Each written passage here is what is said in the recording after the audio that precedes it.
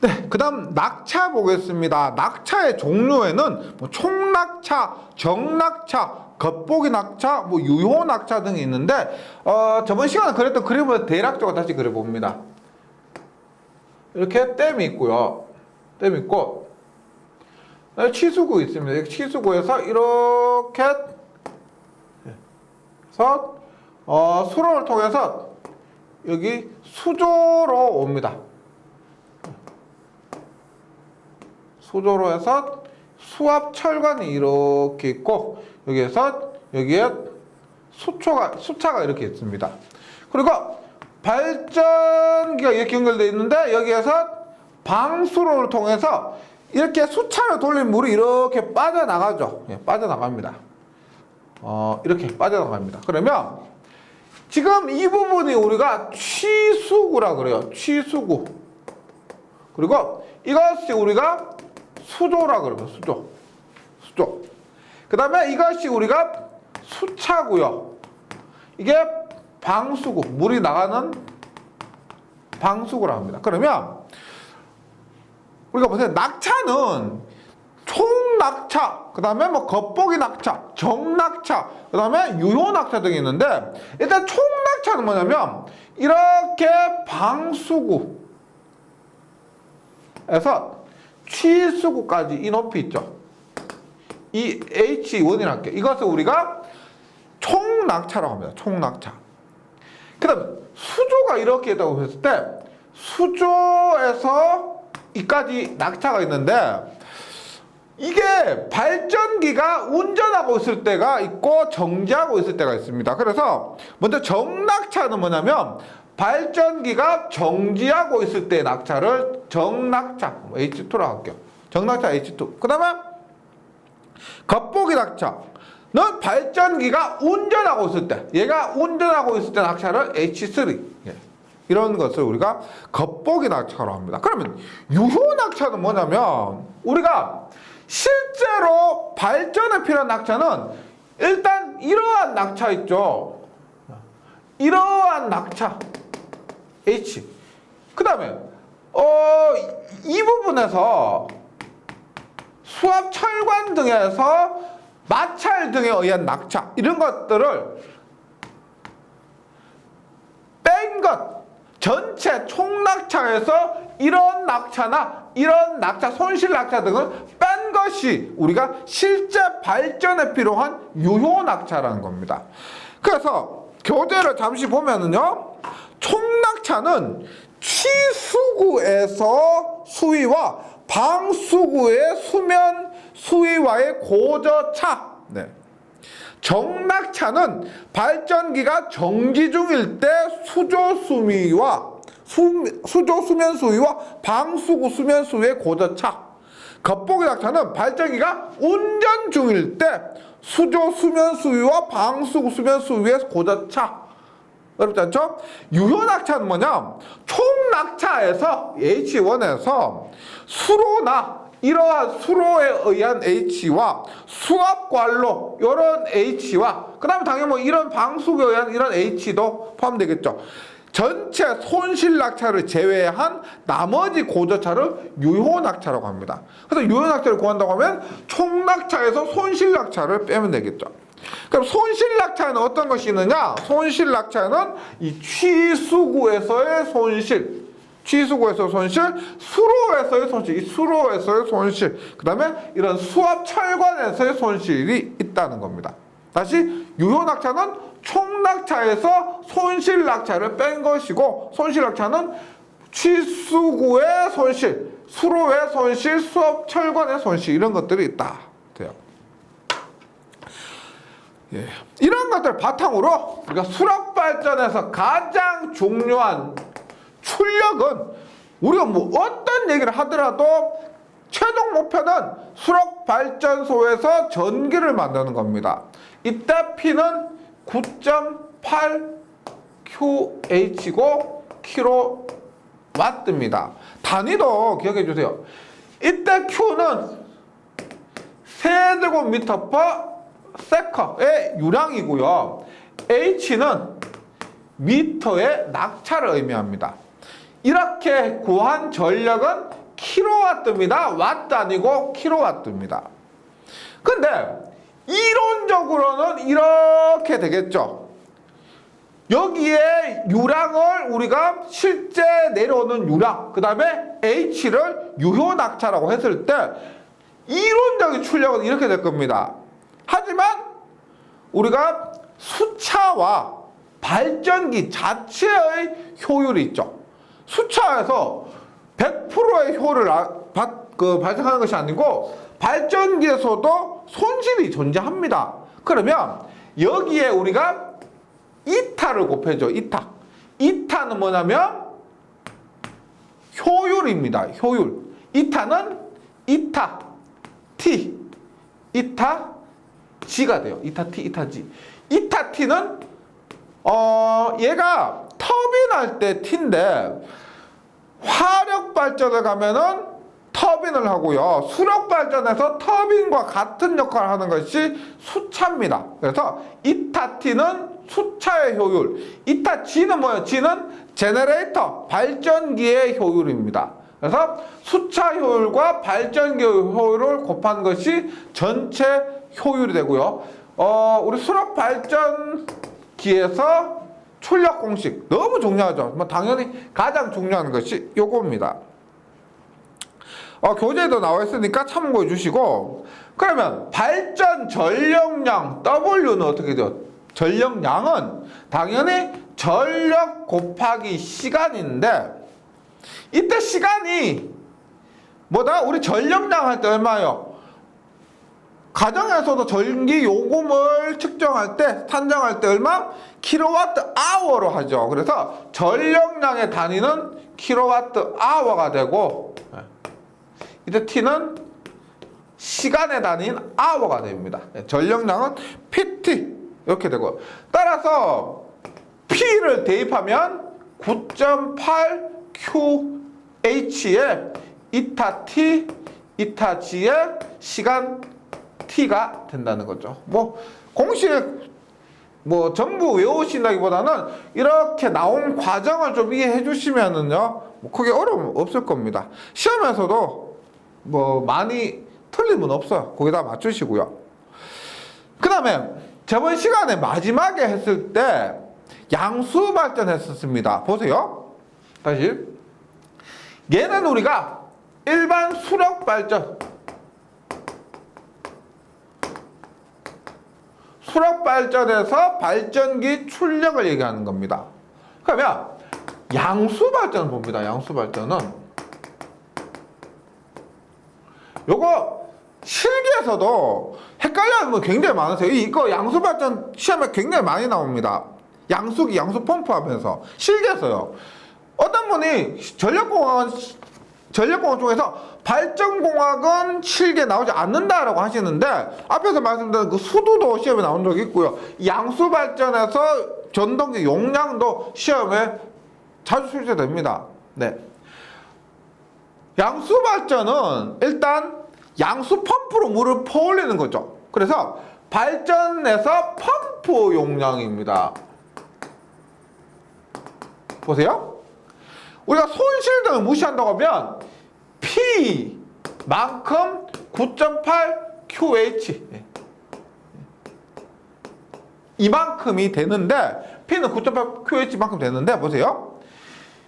9.8QH와 P가 같은 것은 이상적인 것이고, 전동기 용량에서 효율을 곱한 만큼 이만큼 물을 퍼올린다는 거죠. 이만큼은. 그래서 여기에서 이타 교재에 있는 대로 하면 펌프 효율 P 이타 M, P는 9.8 QH. 따라서 여기에서 P는 이타 P 이타 M분의 9.8 QH가 되는 겁니다. 즉 전동기 용량만큼 얘가 손실이 없다고 하면, 효율이 100%라고 하면은 전동기 용량만큼 모두 물을 퍼올 수 있지만은, 여기에서 전동기의 효율, 펌프 효율이 있기 때문에 그걸 고려한 만큼 밖에 물을 퍼올 수가 없다, 이런 그 맥락으로 이해를 해주시기 바라겠습니다. 양수 발전기의 출력 이렇게 펌프 했을 때 일단 출력 P는 이타 P 이타 M 분의 9.8 QH가 된다. 그리고 우리가 수력 발전에서 얘를 우리가 낙차라고 했잖아요. 맞죠? 낙차인데 양수 발전에서는 양정이라고 하면 양정, 높이. 그래서 양수 발전에서는 양정이다. 이렇게 표현해요. 네. 나머지는 뭐 크게 혼동되는 거 잘 없으실 겁니다. 네. 이것이 우리가 트럭 발전소에서 발전기 출력, 근데 양수 발전에서 뭐 펌프 용량 혹은 그때 출력 있죠? 이것 중요한 공식이니까요. 꼭 정리해 주시고 그 다음에 나오는 부분은 뭐 그냥 자주 나오는 부분 위주로 용어 위주로 제가 설명을 드리도록 할게요.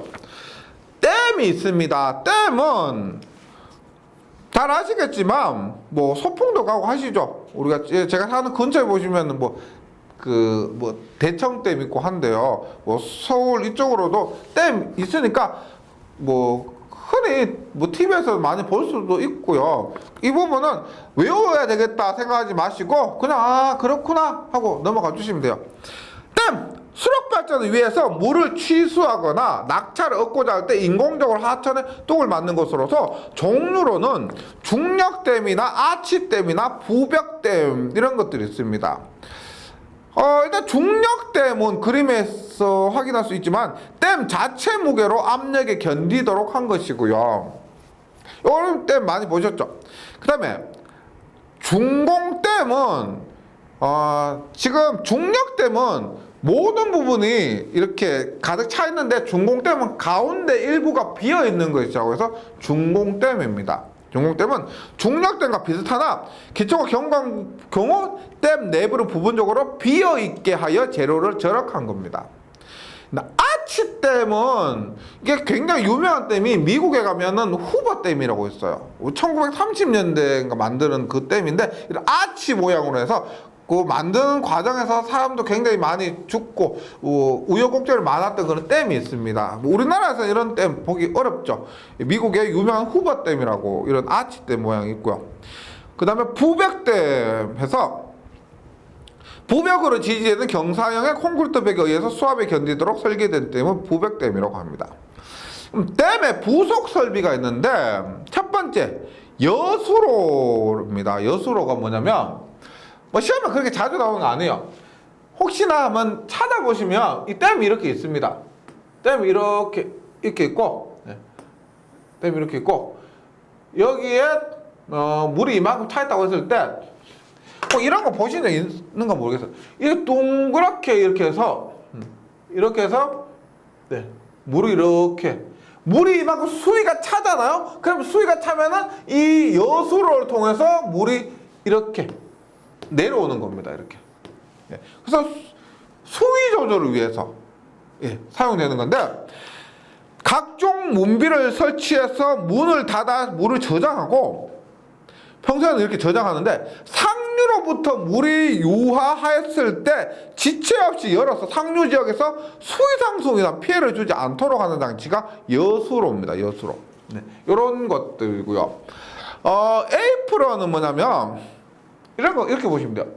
예를 들어서 댐이 이렇게 있다. 댐이 이렇게 있고 게이트를 이렇게 열었습니다. 물이 이렇게 있다. 물이 이렇게 차 있고 게이트 열었을 경우 이게 물이 이렇게 있고 이게 땅이에요. 땅. 그러면 물이 이렇게 해서 보세요. 물이 이렇게 쭉 떨어지죠. 이렇게 쭉 떨어지면은 얘가 이렇게 이 부분에 땅이 파입니다. 맞죠? 파여요. 얘가 파이다 보면 이 댐이 뭐 그럴 리가 잘 없겠지만은 이 부분에 땅이 계속 파이다 보면 댐이 넘어질 수도 있을 겁니다.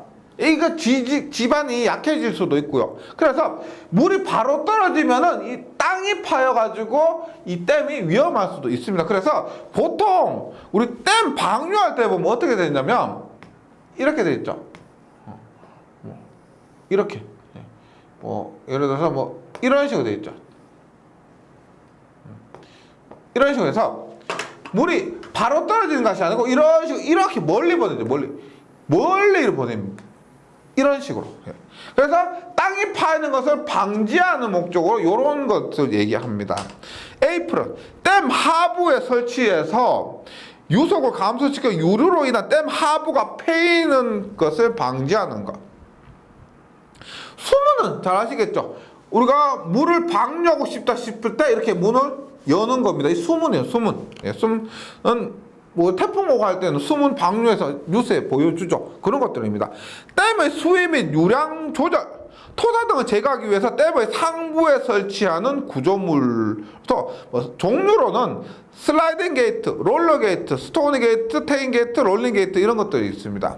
언어는 말 그대로 우리가 여기 하류에 있던 고기들이 상류로 올라가기 위해서 이 댐 옆에 있죠. 이렇게 물이 그 고기들이 올라갈 수 있도록 비스듬하게 설치한 길을 어도로 합니다. 물고기가 다니는 길, 어도예요, 어도.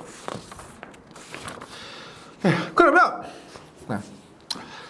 다음에 뭐가 있냐면 도수 설비가 있습니다. 도수 설비. 도수 설비라는 것은 물을 끌어들이는 설비다 이런 의미예요. 그러면 제가 몇 번 그렸던 거예요. 다시 한번 그려보면 이렇게 저수지가 있고 방금 한 게 댐이죠. 이 댐에 대해서 얘기했고 어떻게 취수구부터 여기에 침사지가 있습니다. 침사지가 이렇게 있고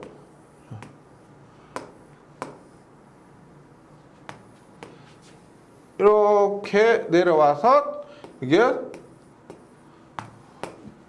수차가 이렇게 있습니다. 수차가 해서 발전기를 돌리는데 도수 설비는 여기서부터 여기까지 얘기하는 거예요. 여기서부터 여기까지. 여기서부터 여기까지.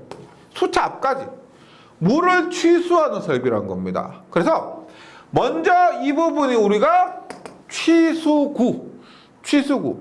취수구에는 제수문과 스크린이 있습니다. 제수문과 스크린이 있고 요것이 우리가 수조 교재에 있는 거 참고해 주시고요. 요것이 침사지입니다. 침사지. 그 다음에 이것이 수조. 그 다음에 이것이 우리가 수압철관이라 그러고요. 뭐 굳이 더 나간다고 하면 여기에 방수구까지 해서 수차와 발전기들을 제외한 물이 지나가는 길을 우리가 도수설비 이렇게 보시면 됩니다. 도수설비인데 그래서 지금 교재 그림을 한번 보시면 취수구, 침사지, 수로 그 다음에 뭐 조정지 또는 저수지 있고요. 여기에 수조가 있고 수압철관이 이렇게 있습니다.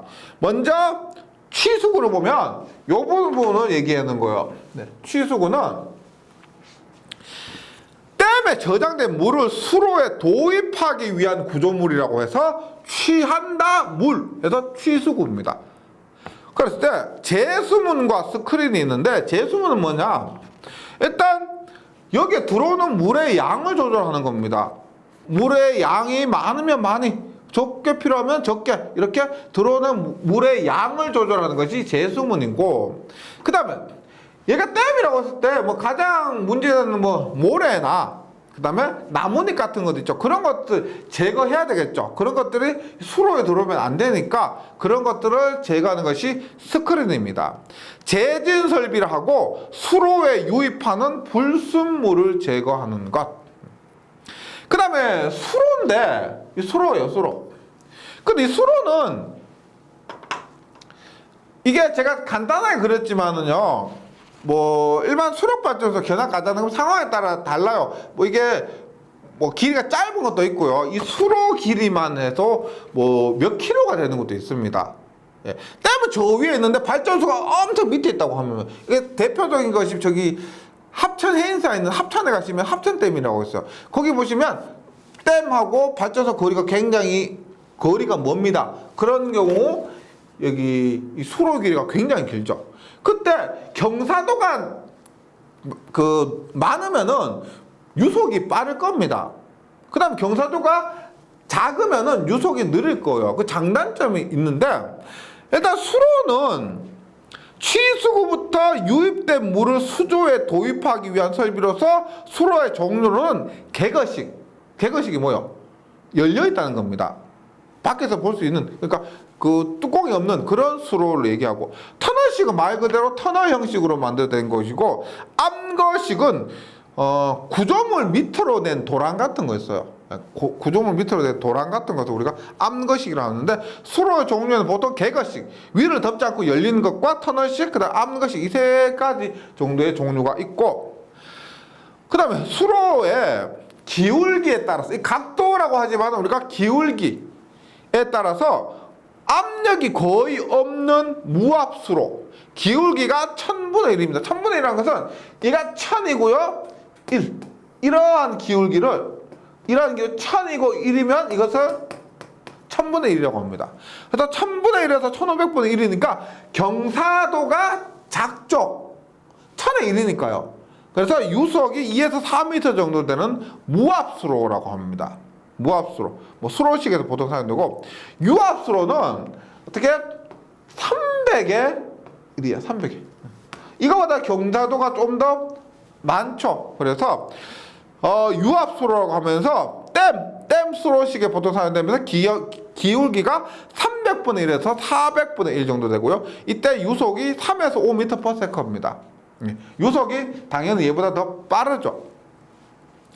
그럼 역사이펀이라고 있습니다. 역사이펀은 이 수로가 지나가는데 이 수로 위로 도로도 지나갈 수도 있고 철도가 지나갈 수도 있고 이러한 구조물을 얘기해요.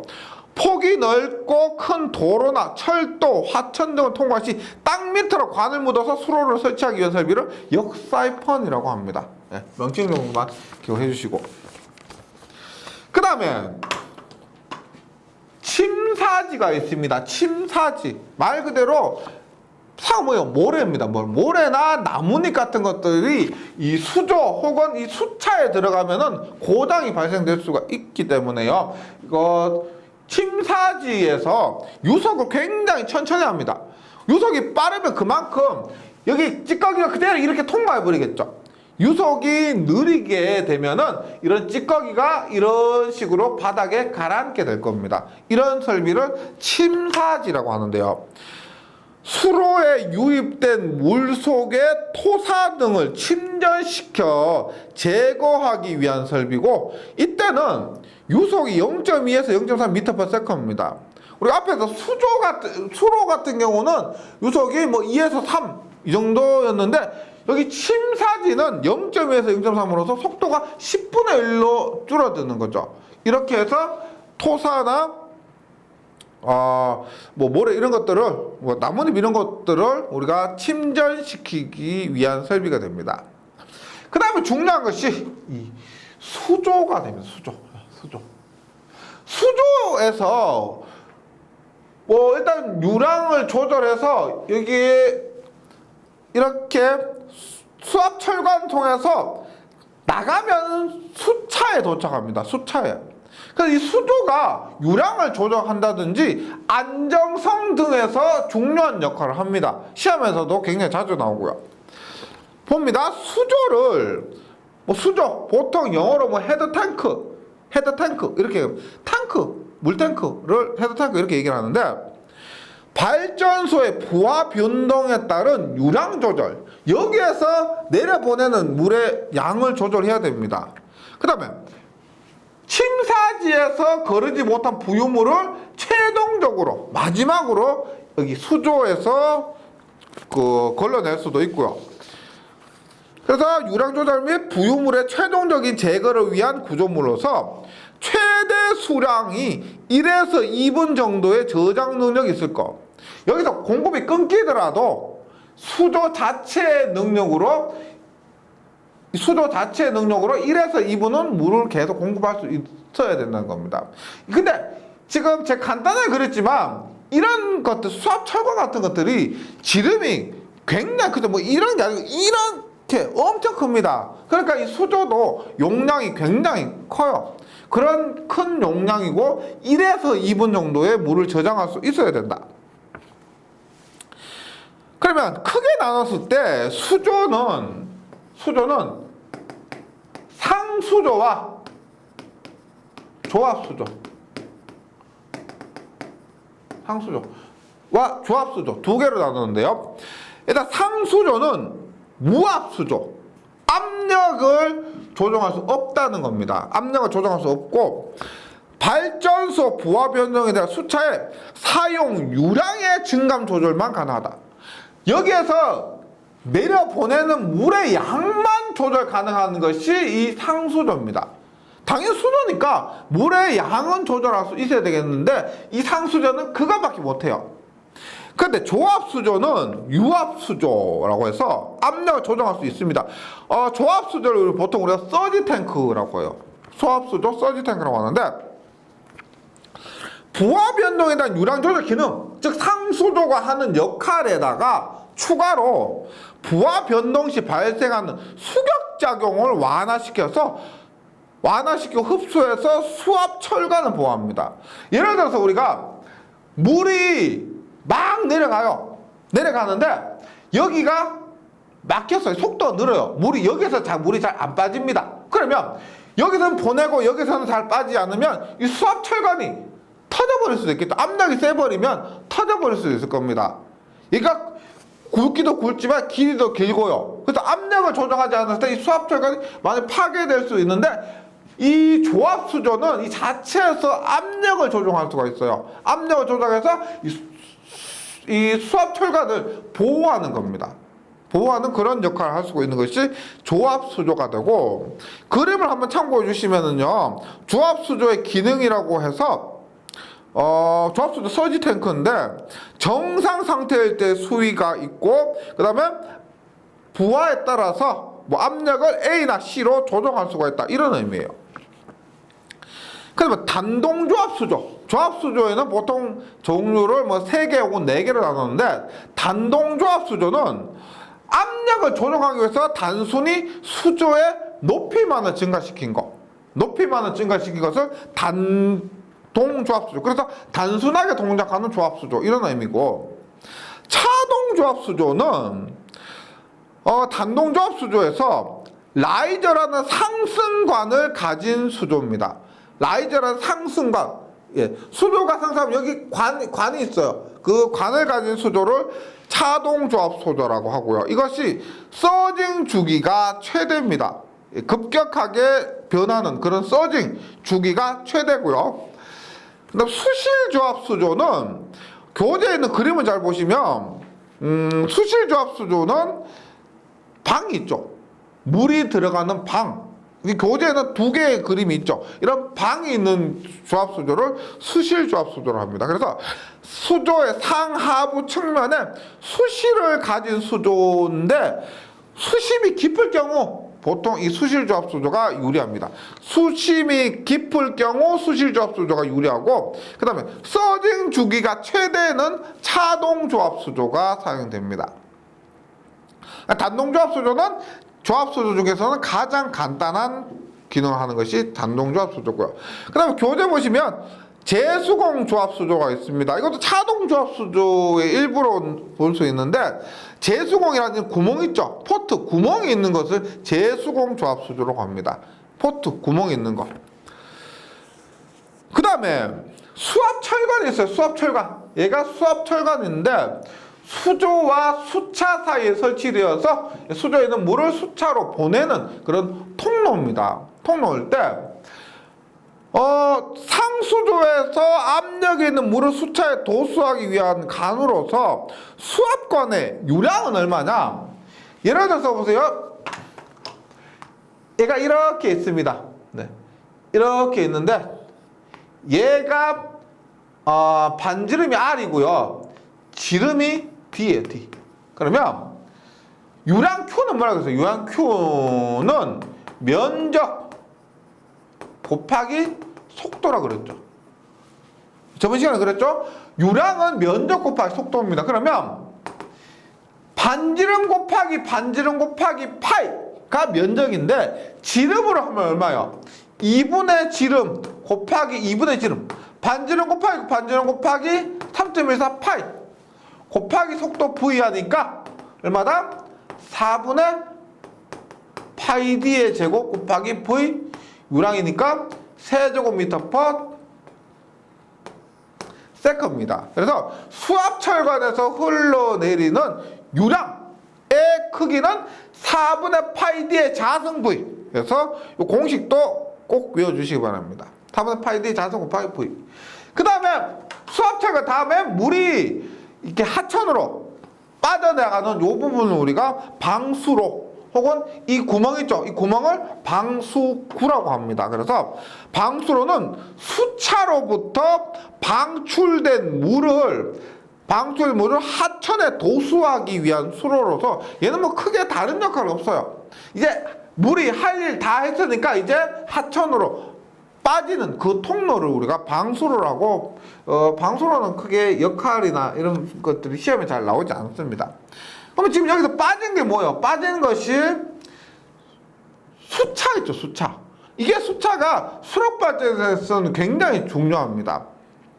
그 다음에 수차하고 그 다음에 회전수. 당연히 이거 빨리 돌면 전기를 많이 발생하겠죠.